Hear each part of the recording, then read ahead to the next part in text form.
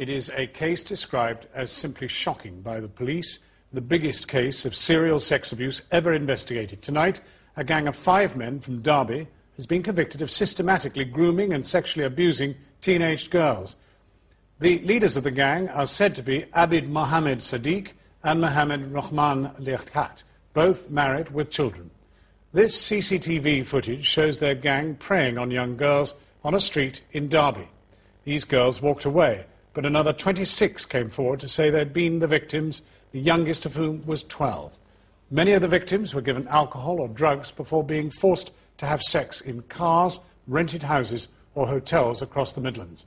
One girl described a sexual assault involving at least 8 men. 13 men were charged in relation to the case known as Operation Retriever. 9 have been convicted of offences ranging from rape to false imprisonment. Well, we're joined now live from Nottingham by Sheila Taylor from Safe and Sound, an organisation that's worked in partnership with Derbyshire Police, helping young people at risk of sexual exploitation.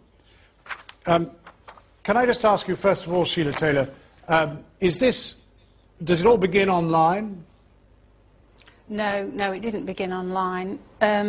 This is a pattern of grooming that we see across the UK, and with our negotiation with Derbyshire Police we managed to get them to understand what it looked like, and then when they saw it within their cases we were able to investigate it, and we came out with this result.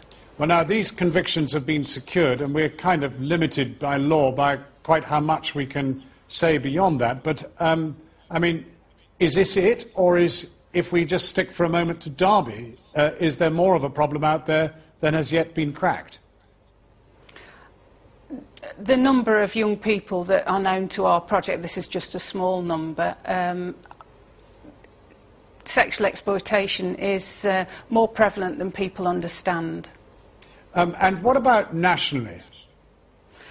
Well, nationally, we've just done a survey. Part of my role is chair of the National Working Group for Children and Young People Sexually Exploited, and we've just done a survey of our projects, and 53 projects told us that last year they had 4,206 referrals made to them.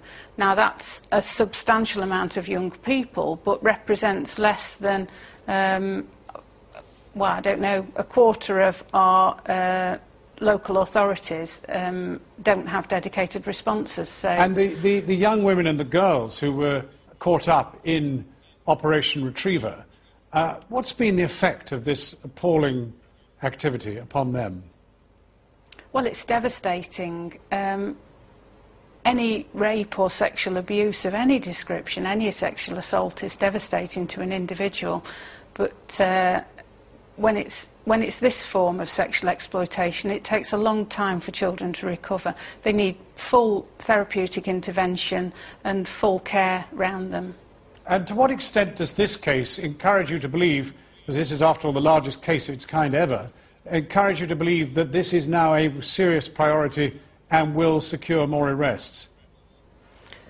Well, I think just by having this investigation and this prosecution means that people can learn from it and can look at it in their areas and see if they've got it. For me, there is all of that hidden agenda, women who abuse young men, young women, men who abuse other men. There's a whole raft of sexual exploitation that we're not seeing, as we've seen in the recent spate of court cases. Sheila Taylor, thank you very much indeed for joining us.